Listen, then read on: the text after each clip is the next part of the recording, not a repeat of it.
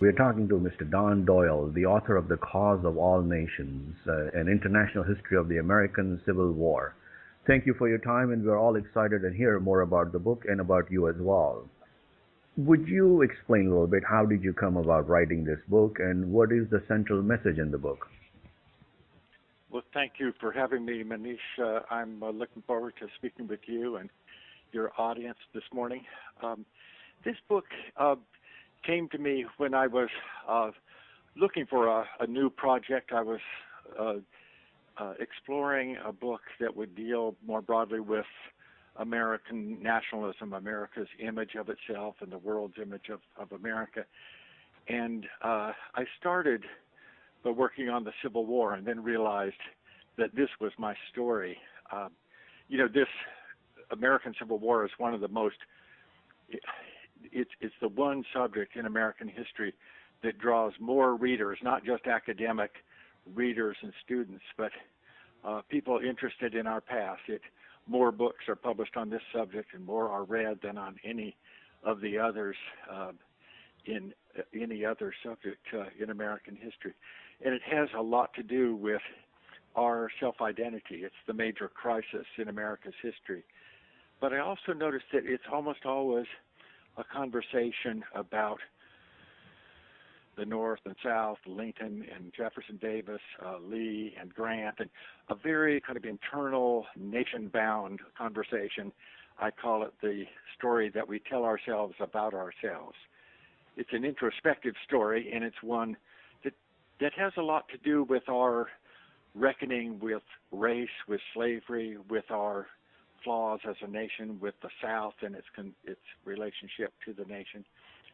What I wanted to do was to take that story outside the nation, to look at this war through foreign eyes, to try to understand how Americans, how foreigners conceived of this, what they called the Great Republic, in what some thought were its death throes and others thought were its rebirth, and how that in turn was received in America and understood by the leaders in the Union and in the Confederacy.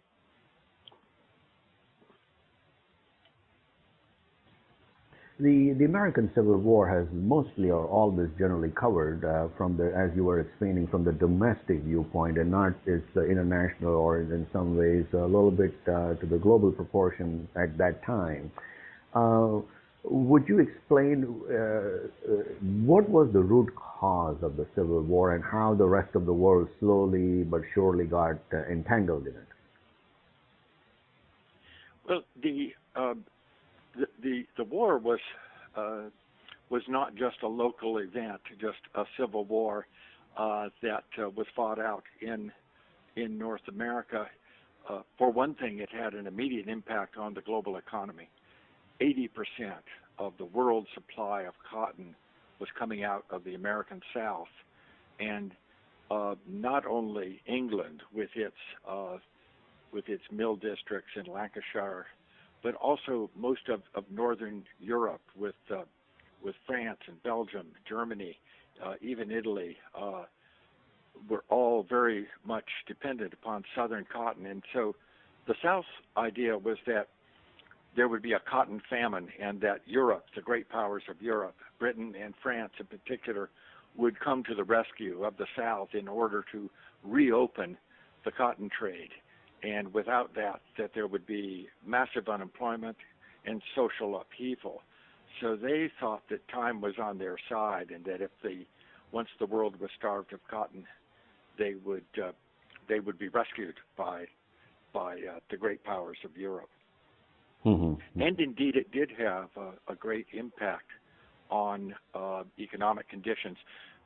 One of the results was that cotton quickly sought other sources of supply. India, for example, began to be developed by the British as a major supply of cotton. Egypt, Northern Africa, Brazil, other parts of the world now suddenly found new markets for their own cotton production.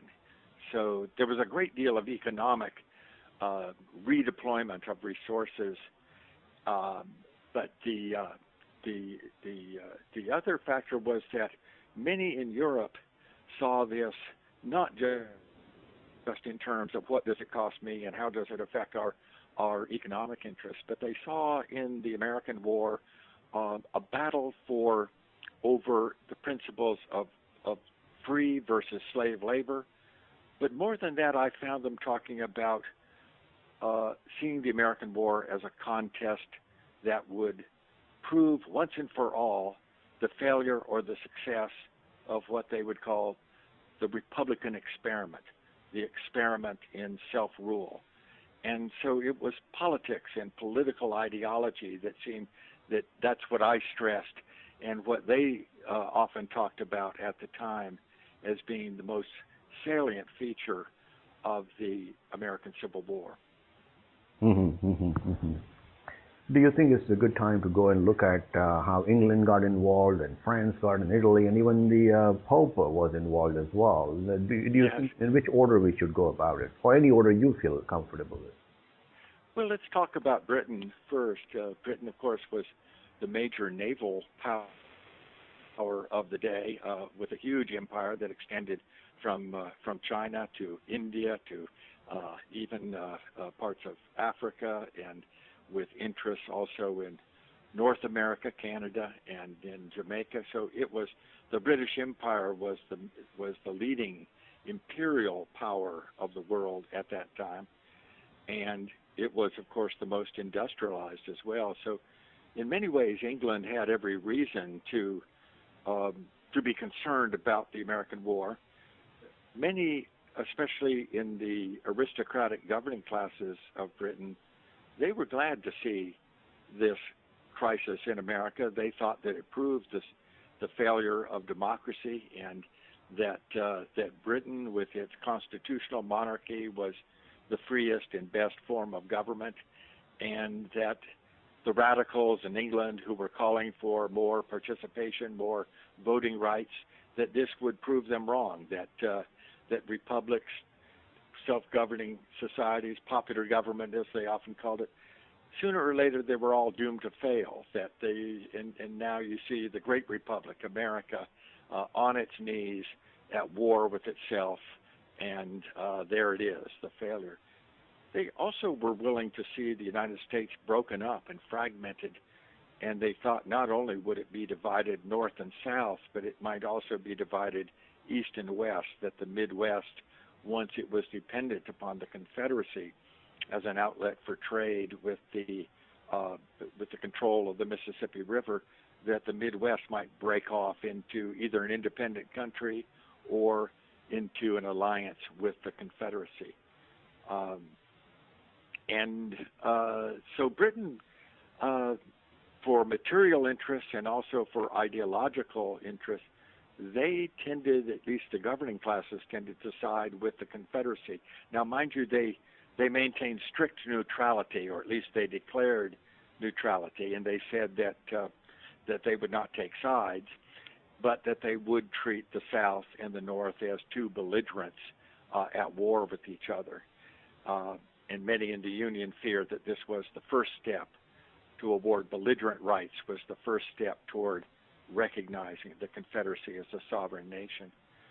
So Seward, the Secretary of State, William Henry Seward, was very worried, as was Lincoln, that Britain was poised to intervene in the war.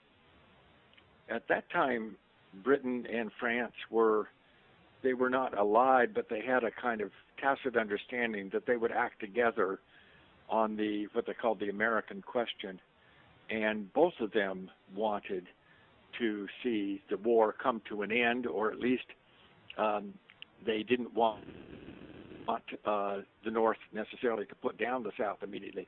Now, France had different interests. France saw the American debacle as an opportunity to come in to Latin America and to establish its own power in North America. France, under the leadership of Napoleon III, this is the nephew of the first Napoleon, who wanted to revive the spirit of his uncle and the glory of France that was Napoleonic France. Napoleon III, he wanted to take over Mexico, and to install a European prince. And he had in mind that he would install Maximilian, the Habsburg Archduke, and to create in Mexico a kind of model for monarchical order and Catholic authority. Mexico had gone through some 50 different changes of government. It had recently elected a Republican president under a Republican constitution promulgated in 1857. Mexico was in the throes of its own civil war, the War of La Reforma, beginning in 1857-58, and it had just come to an end. Benito Juarez had assumed the presidency exactly at the time that Abraham Lincoln was coming to power in America. The French decided that when Juarez suspended the international debt for 2 years, they decided to use that as a pretext to come in and occupy Mexico. But they allied with Britain and Spain and conducted an allied invasion of Mexico, and tried to topple the regime. Spain and Britain withdrew, but France went on, and they wanted to topple the Juarez regime, to install a monarch, and to set up Mexico as a kind of model for the Latin race, as they called it. Now, part of that scheme involved an independent confederacy. Napoleon III saw the Confederacy, first of all, he saw the Civil War as a distraction that would make it impossible for the United States to interfere with their invasion of Mexico. But long term, he also saw an independent confederacy as a buffer state between the aggressions of the Anglo-Saxon Republic, the United States, and the Empire of Mexico. He hoped that Mexico would take back California and maybe even Texas. And there was even talk that France might take back Louisiana. The argument was that his uncle had sold it to the United States, and now Louisiana had withdrawn and severed its ties with the United States, so it should go back to France. These were just rumors and talk, but the point is that Napoleon III, for his foreign policy in Mexico and Latin America to work, to be successful, required a civil war in the United States and depended upon the ultimate success of the Confederacy. So he had even more skin in the game than the British did. And yet France also maintained neutrality, hoping that the Civil War would be prolonged, that it would distract the United States, and that eventually the South would win its own independence and that they would recognize it. So, but both Britain and France were kind of hovering, waiting for the worst to happen for the United States, and they had great interest in the outcome. And how did Italy and then Pope got involved, and what was their interest in the conflict? Yeah, well, this is a less familiar story. I think the diplomatic history of the Civil War usually includes this, the British story, and the Trent Affair and the Cotton Famine and so on. We're familiar with that. France, I think the full story of France's involvement is usually neglected by historians, at least the Mexican side of that. But Italy and the Pope and the Vatican, that was a story that I think I introduced that has not been told as often. Italy at this time is going through its own struggle for unification. Italy becomes the United Kingdom of Italy in March 1861, at precisely the time that the United States is becoming the disunited States of America. And there's a parallel between them. Early in the war, and this is one of the stories that got me interested in the book, there was a strange and now forgotten entreaty to Giuseppe Garibaldi, the great hero of the Italian Risorgimento. A representative from the Lincoln administration was sent to confer with him, to bring him an invitation to serve as a major general in charge of a Union army, and that Garibaldi, this great European hero of Republicans in Europe, would become the savior of America. The international press was alive with this story. Garibaldi refused. He was involved in his own political gambit, trying to put pressure on King Victor Emmanuel to continue the Risorgimento, the unification of Italy, and to take Rome, which was to be the capital of the unified Italy, and was at that point under the control of the Pope, of course, and was protected by French forces that had been sent there in 1849. So it's kind of a chess game and a complicated one, but Italy's unification is entangled in these strange ways with the struggle in America for reunification. Now, the Pope was at this time Pope Pius IX, and he had been elected by the cardinals in 1847, and he, during the Revolution of 1848, when Garibaldi, Mazzini, and others took over Rome and proclaimed the Republic of Rome, the Pope fled to the south, and he came back to Rome in 1849, a very hardcore reactionary against this revolutionary sentiment of republicanism in Italy and around the world. And so he was later the author of the Syllabus of Errors. He's the one who declared the Pope infallible, and he's really the embodiment of a kind of conservative reaction in Europe. The Confederacy sees in Pope Pius IX a possible ally, and they send an envoy to Rome. And the Pope, meanwhile, had sent a letter to his bishops in America pleading for peace.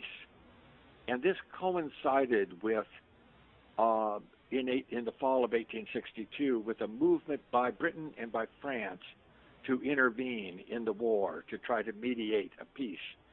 And it looked like the Pope was acting in concert with these great powers.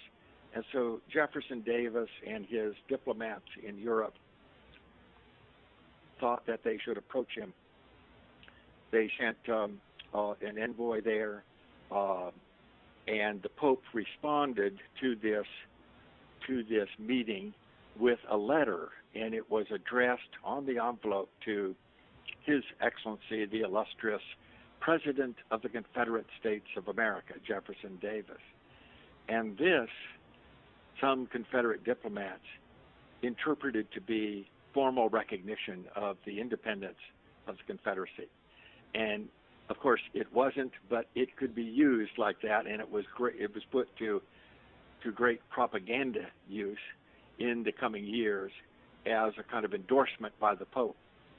One of the uses that this was meant for was to try to arouse Catholic sympathy in France in particular, to support the Confederate side. The Pope is against the fanatical Puritans in the north, and who are desecrating Catholic churches in Louisiana, and the Pope is against the Irish and other immigrants in Europe coming over to fight for the Union, and this sort of message. So the Pope becomes caught up in the American Civil War in this way and used as a kind of propaganda device, particularly by the Confederacy. There was quite a bit of resource and effort deployed by both the North and the South in influencing the public opinion and the government opinion as well. There were envoys, and then there were journalists that were involved, and then there were other means that were involved. If you would explain a little bit more how extensive and deep this network was created. Yes, but I soon realized that I didn't want to retell the story of formal diplomacy. That's kind of government to government negotiation and diplomatic strategy and formal foreign policy. What I realized I was seeing in the American Civil War was the birth of what we now call public diplomacy and soft power techniques. These were not expressions that they would ever have used or even recognized at the time, but uh,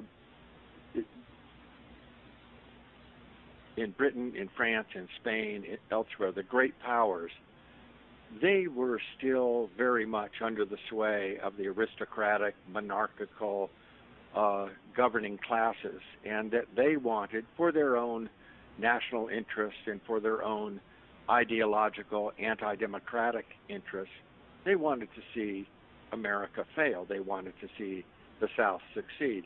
And whether they were neutral or not officially, they would do what they could to see the United States dismembered.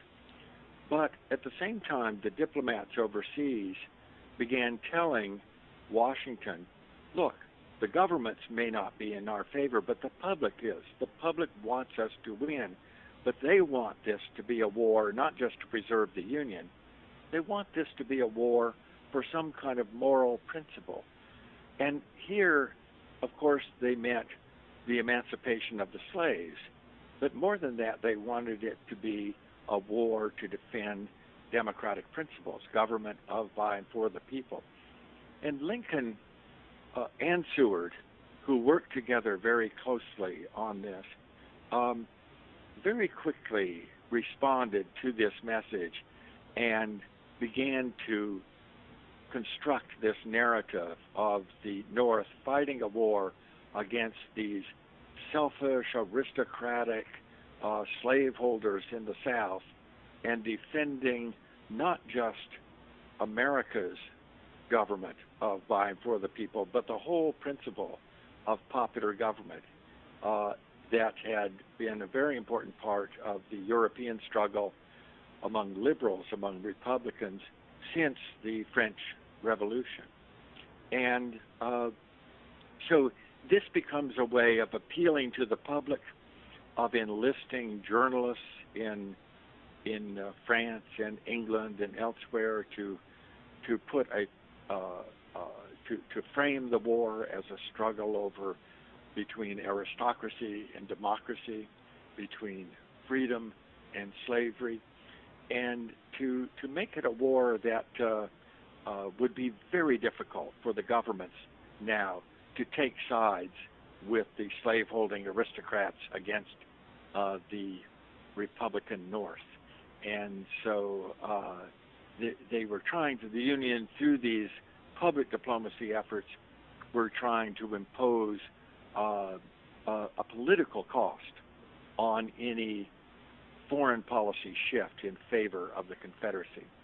And of course, at the same time, Lincoln was shifting to the left, embracing emancipation, and by January 1863, the European public, and particularly in Britain, where they were free to meet, fully embraced the American Civil War now as a contest between slavery and free labor, between democratic principles and aristocracy. So it really, I think it worked, and it was a very effective public diplomacy strategy. And I argue it's really the kind of the birth of public diplomacy, where you see deliberate state-sponsored programs that are sustained and funded and staffed, all with the purpose of influencing public opinion abroad. And obviously, as time went by, obviously it got more and more sophisticated and more nuanced. The American struggle, or the Civil War as we know today, was it helpful in any ways at the regional level to European competing powers, or they were all looking at their personal or their political interest at a national level only?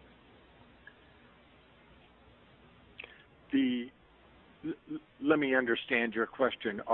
Were the European powers looking just at their local or national power, or Correct. were they looking Collective? to the? Yes. Well, that's a good question. I think that many of them were driven by their, not just their national foreign policy, but by the domestic politics. I mean, Napoleon III, I think, was constantly worried that the opposition to his adventure in Mexico in particular was endangering his regime. Now, in France, this was an autocratic government. He had launched a coup d'etat against the Second Republic and had established himself as emperor of France's Second Empire. And so they didn't go to the polls, and he wasn't subject to election. But in France, he was concerned that they might go to the barricades, and that he would be out of office. And of course, eventually this happens in 1870. He's overthrown. In Britain,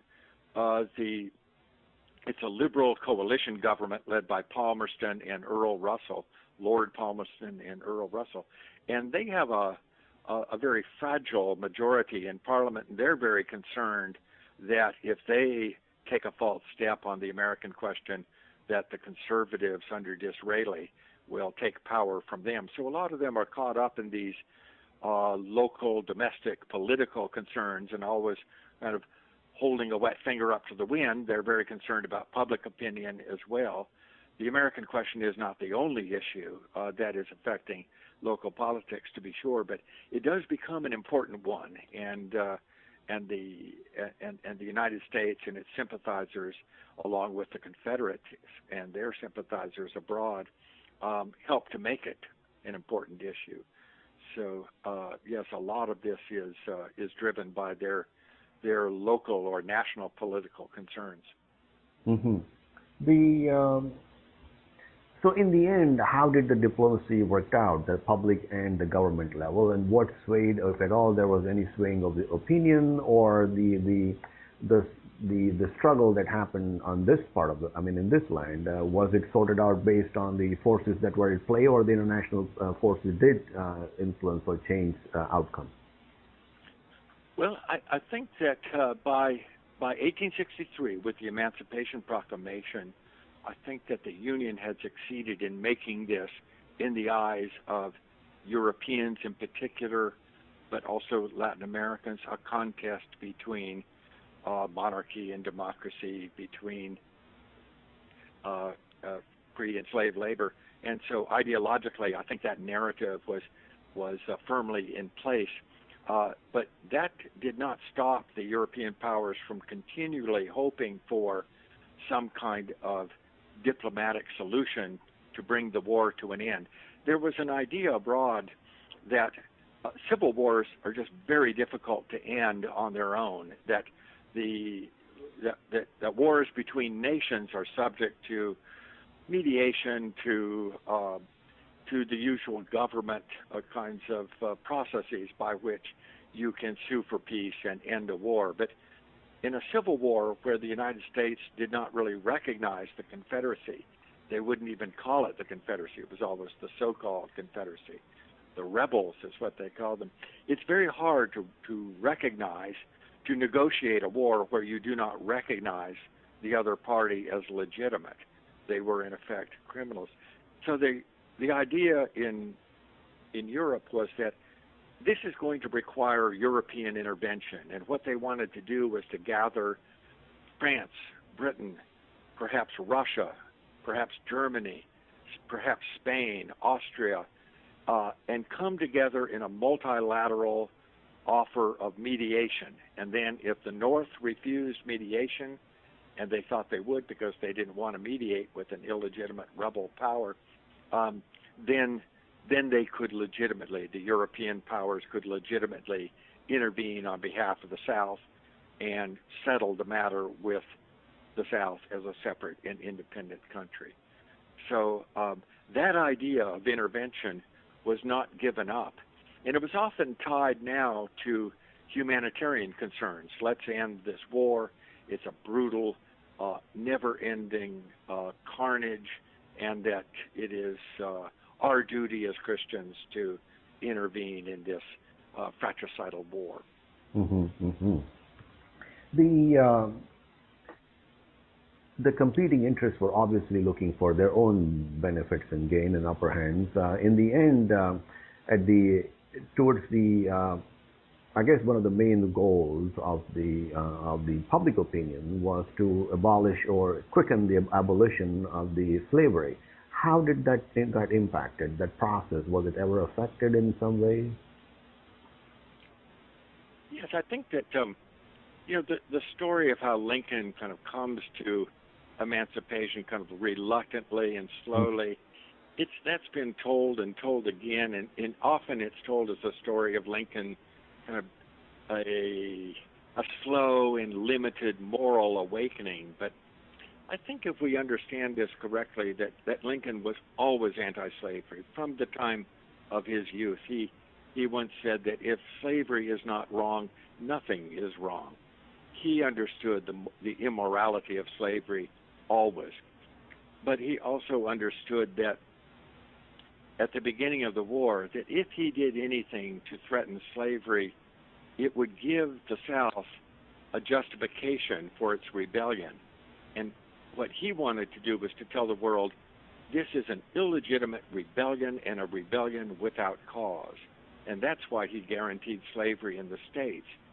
The other reason was that that's what the Constitution said. He wanted instead the idea of the Republicans was to limit slavery, to tie it off, to cut it off from any further expansion, and then once it was contained, that it would die of its own weight. It would decide to legislate itself out of existence and perhaps to deport the slaves to other tropical climates and so on. The war actually gave Lincoln an excuse as commander-in-chief to end slavery by promising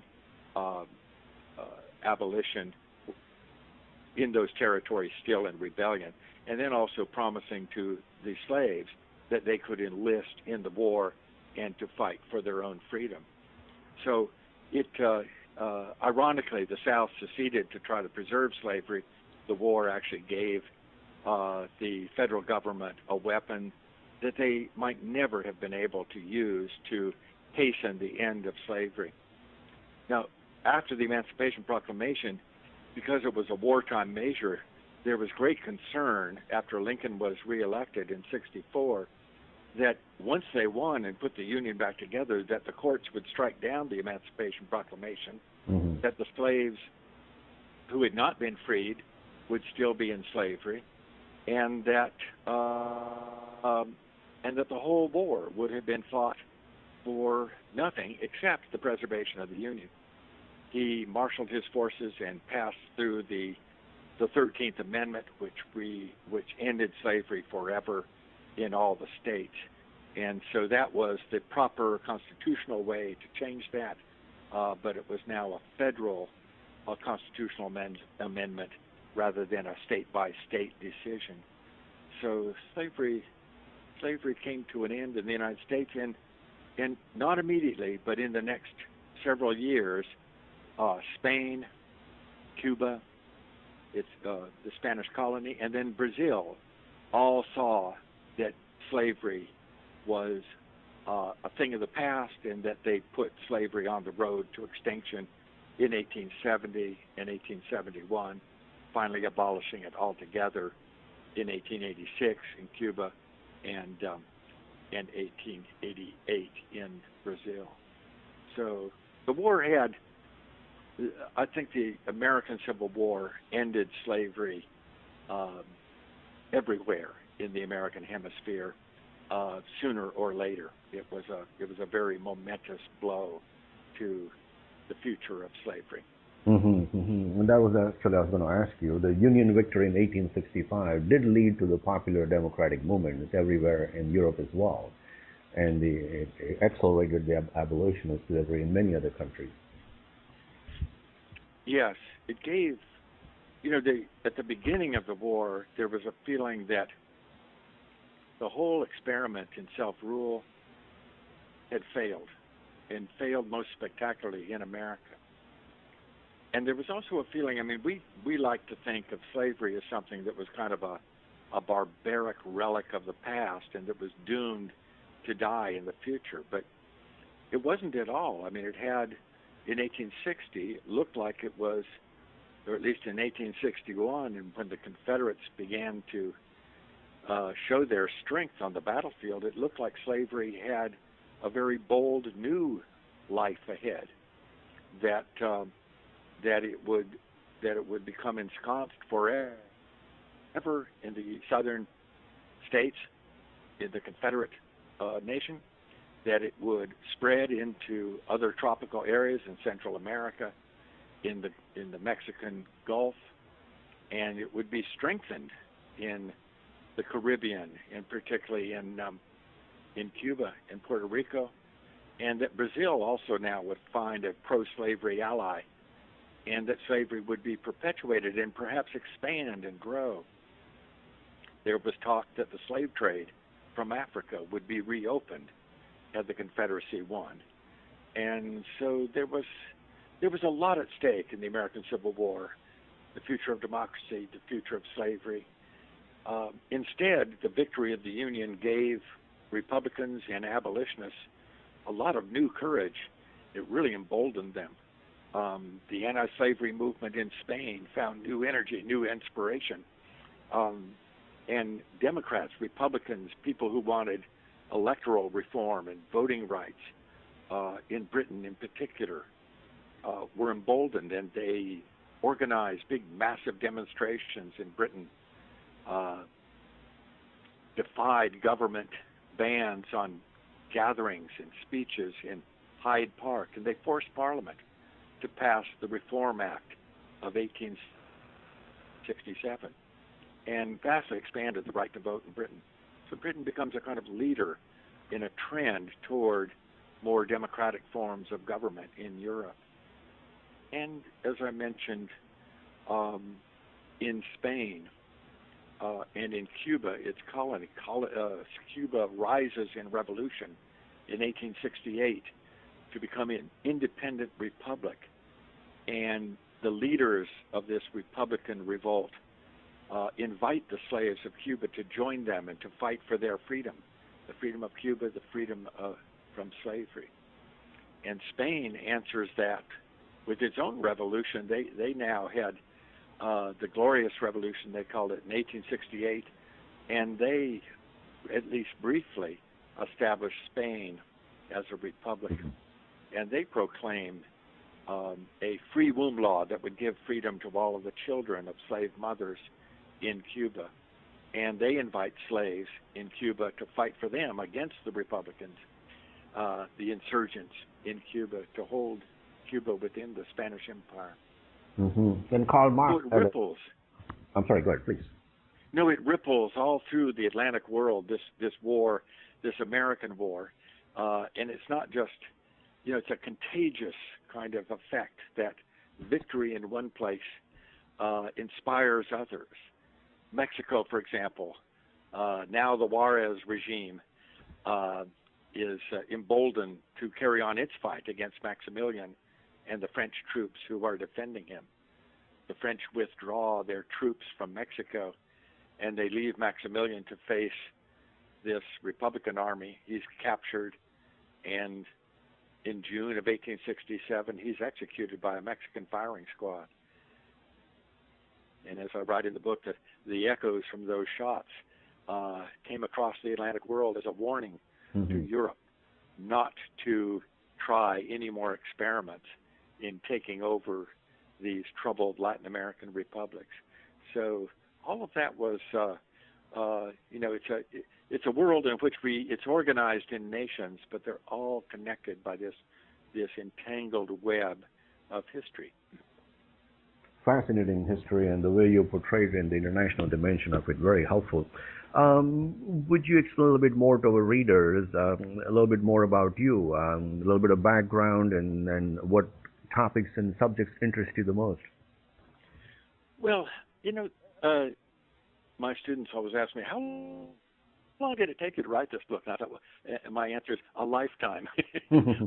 I have been preparing for this book all my life, though it came to me only a few years before it was finished. I got interested in the international dimensions of U.S. history probably in graduate school. I went to Northwestern and I studied there with George Frederickson, who was very interested in comparative slavery and comparative race relations. When I was there, he went off to South Africa and studied slavery and race relations in this other South, as we called it. And it made me think about the ways in which we understand history better by comparing it to histories elsewhere. But the real change in my life and the way I thought and the way I wrote about history came with an experience as a Fulbright professor in Italy. And this was in the 1990s, and I remember there's something exciting about teaching your history, that is my country's history that I'm familiar with, which I usually teach, of course, to American students, to teaching it to foreign students who take for granted none of the things that we assume were logical because we're familiar with them. And I remember one student asking me when I was explaining the causes of the Civil War and why the South seceded and how they felt besieged by the abolitionists and the critics of the South and the North. She said, "Professor, tell me, why then, if the South, if the North did not respect the South and did not like slavery and did not think of them as being part of the American nation, why did they fight to keep them in the nation?" Good question. And a very good question. And of course, it was the question that a foreigner would ask, because we always ask the question, why did the South secede from this great republic? And at that time, in 1995, there was a political movement in Italy called the Northern League that was calling for the secession of the North away from the corrupt, immoral southern regions of Italy. And that got me to thinking comparatively. I wrote a little book called Nations Divided about America, Italy, and the Southern question, and trying to ask, why is it that nations that are usually conceived in this idea of a common past, a common destiny, united by common language, soil, blood, language, religion, and history, why is it that they sometimes find this kind of counterpoint within their nation? It's not always the South, but in Italy and the United States, it was the South. It was a kind of counterpoint, a kind of opposite, an oppositional sort of problem to the rest of the nation. And I use that to explore how nations often define themselves in opposition to a foreign country, France and Britain, for example, but also to internal dissident regions and problematic populations, subpopulations. Anyway, it was a way in which I entered into this study of international history. And I had 3 Fulbright experiences altogether. I went to Genoa, Italy. I went to Rome, Italy. I went to Rio de Janeiro. Became fascinated with the whole Latin American perspective on U.S. history. And I spent also time in Britain, in Leeds, England, in Yorkshire. And so that experience of living elsewhere, of teaching American history, teaching America's history as a kind of foreign history, if you will, that was a very enlightening experience that helped prepare me. I picked up some language skills along the way, and I continually wanted to see America's history through the eyes of foreigners, to see what they could tell me that, like my students, that they could see and ask that we Americans might miss. Mm-hmm. Currently, do you teach, and where do you teach? I teach at the University of South Carolina, and I love to combine my teaching with my research interests, and often I'll work out a book by teaching the subject that I'm interested in. And of course, I've enjoyed also teaching this book. I've assigned this book to my survey course. I'll be interested to see how my students react to it. But I've used it also with my graduate students and with an undergraduate seminar. And I tell them, listen, I'm not trying to push my book on you, but this will save us all a lot of time if you just read what my main argument is, and then we can talk about it and talk about how to apply these kinds of approaches to other research problems for graduate students.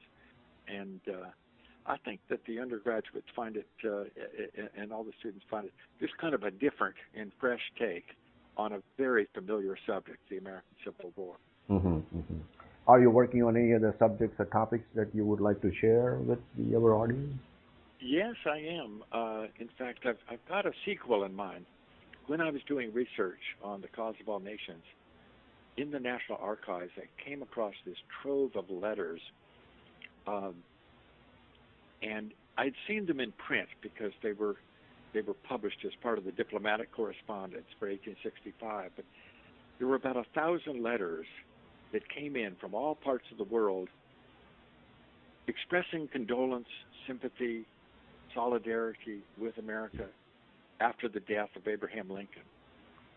And the letters themselves they were just beautiful to behold, some of them in calligraphy with ribbons and wax seals, gold and multicolored calligraphy. And all of them were expressing little towns in Sicily and governments in Europe, anti-slavery societies in Africa and the Caribbean, women's groups, students, workers, all of them expressing how much Abraham Lincoln meant to them. It clarified for me something that I hadn't realized, and that was how closely the public was following this distant war in America. And of course, they used the occasion also to express their solidarity with America, with Republican ideals, with anti-slavery, with ideals of human equality, and so on. Now, it's not a representative poll of public opinion, but it certainly gave me a strong sense of how the public was feeling, uncensored by the press or by government. All of these letters came into U.S. legations. Mm-hmm. I want to tell the story of those letters, the public opinion that they reflect, and the book I'm working on now is called Viva Lincoln, the international response to Lincoln's death, to the martyrdom, and I want to also look at how that helped to ignite the revolutions, the reform movements, the emancipations that followed in the few years right after 1865 in Latin America and in Europe that really transformed a lot of the Atlantic world before 1870. And it's something that I touched on at the end of the book, and I want to just develop more fully as a way of showing that even after the war, America was very much connected to this larger world, and that the echoes, the reverberations from this Civil War were also felt around the world, and very important to the way that we understand our history in connection with the larger world. Mm-hmm, mm-hmm, mm-hmm. Well, thank you very much for your time and your comments. It has been very educational and very interesting to hear about the book and how the book came about. Thank you, Manish. I enjoyed speaking with you, and thank you for inviting me.